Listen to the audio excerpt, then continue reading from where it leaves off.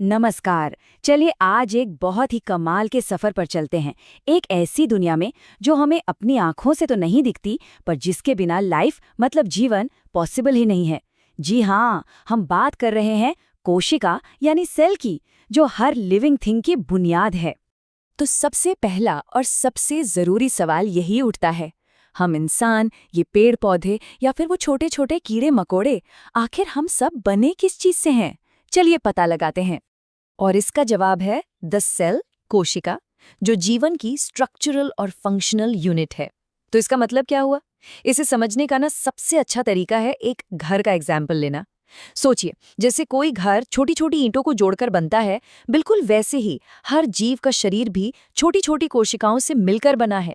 और बात सिर्फ बनाने की नहीं है, ये सेल्स सारे जरूरी काम भी करते हैं। मतलब हम जो सांस लेते हैं, जो ग्रो करते हैं, ये सारे काम असल में हमारे एक एक सेल के लेवल पर हो रहे हैं। यानी जो सेल का फंक्शन है वही हमारा फंक्शन है ना कमाल की बात। तो वही सवाल ये है कि इस इनविजिबल वर्ल्ड के बारे में हमें पता चला कैसे?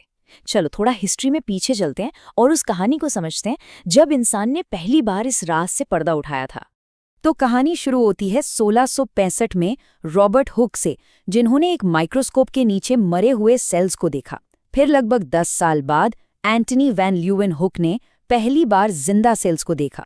खोज का ये सिलसिला चलता रहा। 1831 में रॉबर्ट ब्राउन ने सेल के अंदर उसका कंट्रोल सेंटर यानी न्यूक्लियस खोज निकाला। और फिर विरचॉह ने हमें बताया कि हर नई सेल पुरानी सेल से ही बनती है।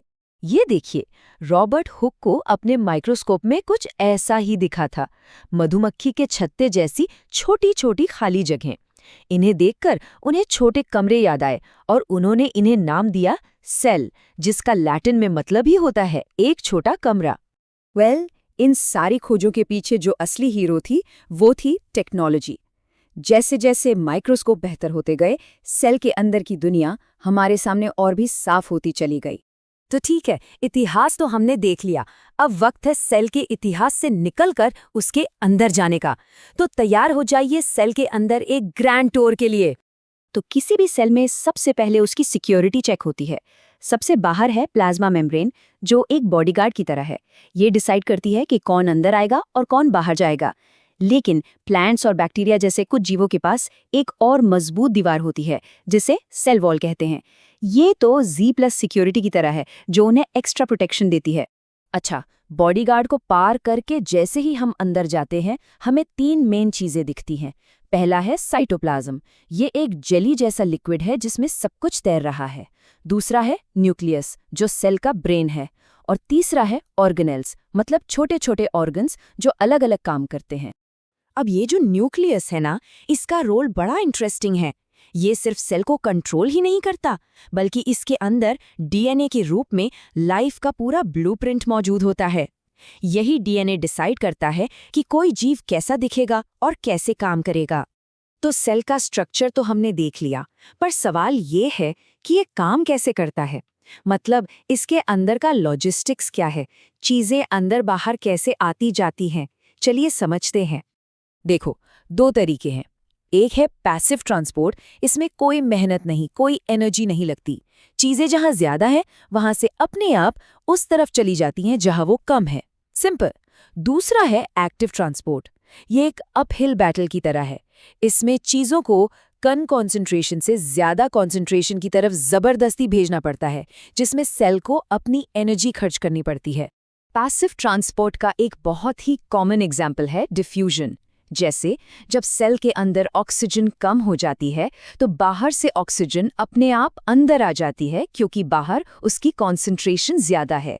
ये एक बहुत ही सिंपल और ज़रूरी प्रोसेस है। और सुनिए, जब यही सेम प्रोसेस मतलब डिफ्यूजन पानी के साथ होता है, एक मेम्ब्रेन के आर पार, तो उसे हम एक स्पेशल नाम देते हैं, ऑस्मोसिस। तो याद रखिए, ऑस्मोसिस मतलब पानी का मूवमेंट। अब ऑस्मोसिस की वजह से सेल पर क्या असर होगा, ये इस पर डिपेंड करता है कि उसे किस तरह के सोल्यूशन में रखा है। अगर हाइपोटोनिक सोल्यूशन में है तो पानी बाहर निकल जाएगा और सेल सिकुड़ जाएगा। आइसोटोनिक में है तो जैसा है वैसा ही रहेगा। और अगर हाइपोटोनिक सोल्यूशन में रखा है तो पानी अंदर जाएगा और सेल फूल जाएगा। इसको याद रखने की एक बड़ी मजेदार ट्रिक है। हाइपो से याद रखिए हिप्पो। जैसे हिप्पो मोटा होता है ना, वैसे ही हाइपोटोनिक सॉल्यूशन में सेल पानी पी पी कर मोटा हो जाता है, मतलब फूल जाता है।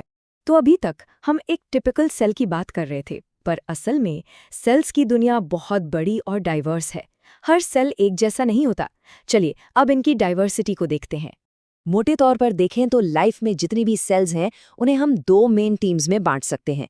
पहली टीम है प्रोकैरियोटिक सेल्स की। ये बहुत सिंपल और छोटी होती हैं और इनमें कोई असली न्यूक्लियस नहीं होता, जैसे कि बैक्टीरिया। और दूसरी टीम है यूकैरियोटिक सेल्स की। ये ज्यादा बड़ी और कॉम्प्लेक्स होती हैं। इनमें एक वेल डिफाइंड न्यूक्लियस और कई सारे ऑर्गेनेलीज होते हैं, जैसे हमारी और पौधों की सेल्स। और बात सिर्फ टाइप की नहीं है, इनके शेप और साइज में तो इतनी वैरायटी है कि आप हैरान हो जाएंगे। कुछ सेल्स जैसे नर्व सेल्स पेड़ की शाखाओं की तरह फैली होती हैं। साइज की बात करें तो सबसे छोटी सेल है माइकोप्लाज्मा बैक्टीरिया, और सबसे बड़ी सिंगल सेल वो है एक शुतुरमुर्ग। तो सोचिए जरा, जीवन की ये सबसे छोटी इकाई, ये माइक्रोस्कोपिक स्ट्रक्चर कैसे पृथ्वी पर लाइफ के इतने विशाल और कॉम्प्लेक्स फॉर्म्स को पॉसिबल बनाती है। एक छोटा सा सेल पूरी दुनिया चलाता है ना कमाल की